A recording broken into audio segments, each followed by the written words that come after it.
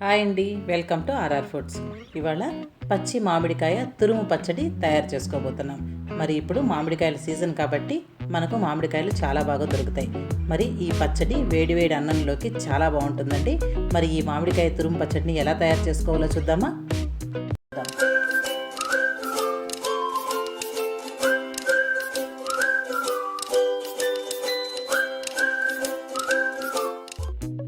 ఒక పెద్ద సైజు మామిడికాయని తీసుకొని ఈ విధంగా తురిమి ఉంచుకోవాలండి.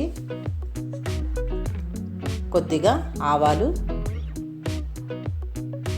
కొద్దిగా మెంతులు, 1 టీ స్పూన్ మెంతులు తీసుకున్నానండి.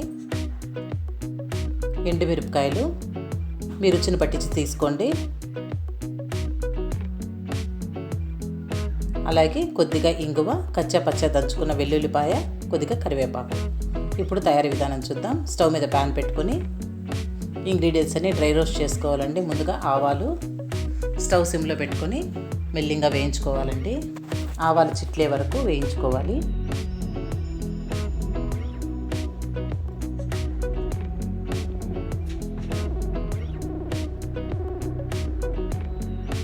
ఈ ఆవాలు, మెంతులు మామిడికాయని పట్టించి తీసుకోండి.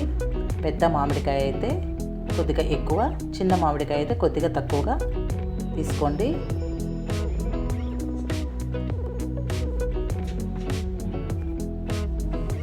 నేను ఇక్కడ ఒక పెద్ద సైజు మామిడికాయకు తురుముకి చూపిస్తున్నాను. ఆవాలు చిట్లిపోయినాయి.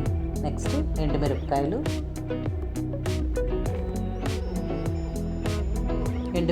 మీ కారం పట్టించి తీసుకోండి. ఎందుకంటే పచ్చి మామిడికాయ పులుపు ఉంటుంది కాబట్టి మనకు కొద్దిగా కారం ఎక్కువగా వేసుకుంటేనే తినడానికి చాలా బాగుంటుంది.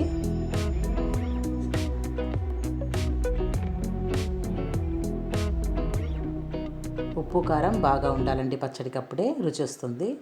నెక్స్ట్ అదేవిధంగా మెంతులను కూడా లైట్గా వేయించుకోవాలి.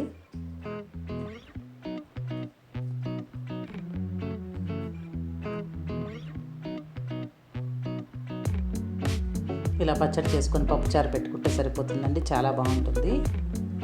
ఇప్పుడు ఒక మిక్సీ జార్ తీసుకొని ఎండుమిరపకాయలన్నింటినీ ఈ విధంగా చిన్న చిన్న ముక్కలుగా చేసుకొని వేసుకుంటే పౌడర్ ఈజీగా అవుతుంది.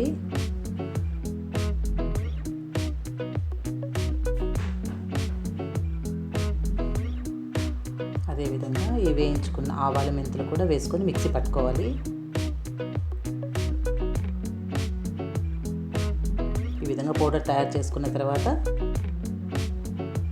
మనం ముందుగా తురిమి ఉంచుకొని ఈ పచ్చి మామిడికాయ తురుమును కూడా అందులో యాడ్ చేసుకోవాలండి.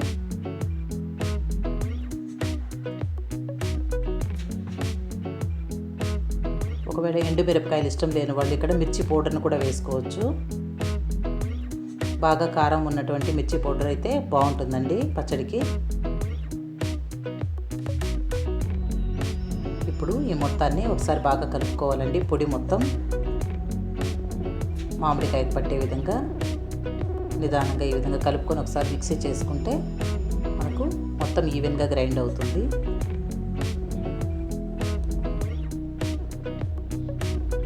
ఒకవేళ మళ్ళీ మిక్సీ పట్టుకోవడం ఇష్టం లేని వాళ్ళు ఇలాగే కూడా పోపు పెట్టుకోవచ్చు.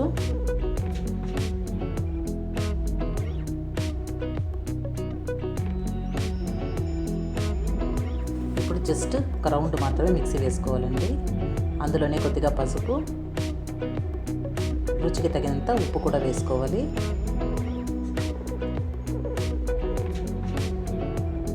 ఇప్పుడు మొత్తం ఒకసారి బాగా కలుపుకొని జస్ట్ ఒక రౌండ్ మాత్రమే మిక్సీ వేసుకోవాలండి. మరి ఫైన్ పేస్ట్ వేసుకోకూడదు, కోర్సుగా వేసుకోవాలి. అప్పుడే పచ్చడి మనకు రుచిగా ఉంటుంది.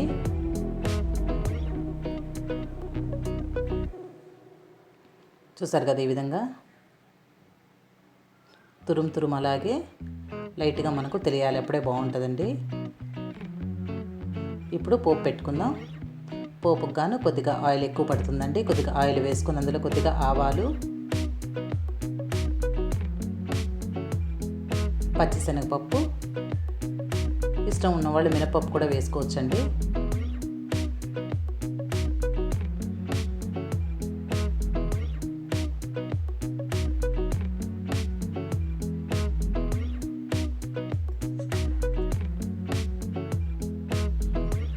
ఈ పప్పులు ఇష్టం ఉన్నవాళ్ళు కాస్త ఎక్కువ కూడా వేసుకోవచ్చు.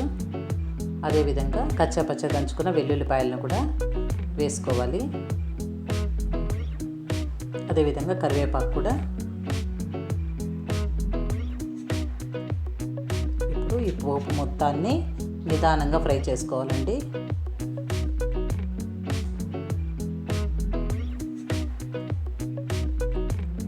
ఇలా ఈ పప్పులు వేయడం వల్ల మనం రైస్లో కలుపుకొని పచ్చడి తినేటప్పుడు పప్పులు పంటికి తగులుతూ చాలా రుచిగా ఉంటాయండి. అదేవిధంగా అందులో కొద్దిగా ఇంగువ కూడా యాడ్ చేసుకోవాలి.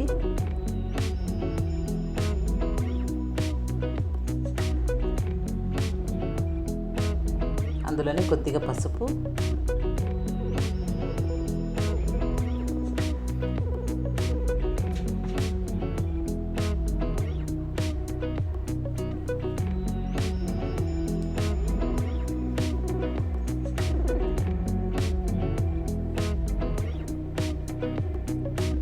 అన్నీ వేసుకొని 1 నిమిషం పాటు ఫ్రై చేసుకోవాలండి. ఈ వెల్లుల్లిపాయ ఎంత బాగా వేగితే పోపు అంత రుచిగా ఉంటుంది.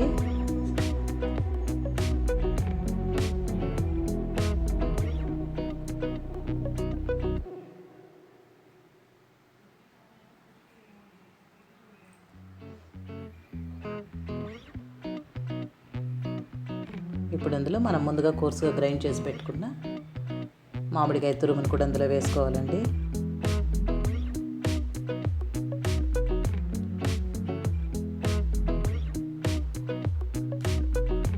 ఇక్కడ మనం ఉప్పు కారం చెక్ చేసుకోవాలండి. ఒకవేళ ఎక్కువ తక్కువ అయితే చేసుకోవచ్చు. కారం తక్కువైతే కాస్త మిర్చి పౌడర్ వేసుకోండి, పర్వాలేదు, టెన్షన్ పడాల్సిన అవసరం లేదు.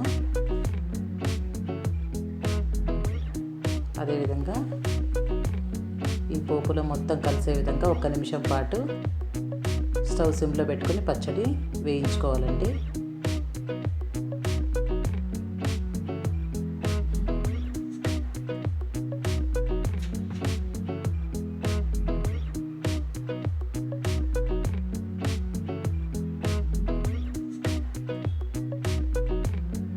అంతేనండి, ఎంతో టేస్టీ మామిడికాయ తురుము పచ్చడి తయారైపోయింది. ఇది వైట్ రైస్లోకి చాలా బాగుంటుందండి. ప్రతి ఒక్కరూ ట్రై చేయండి. ఇప్పుడు సీజన్ కాబట్టి మనకు పచ్చి మామిడికాయలు బాగా దొరుకుతాయి.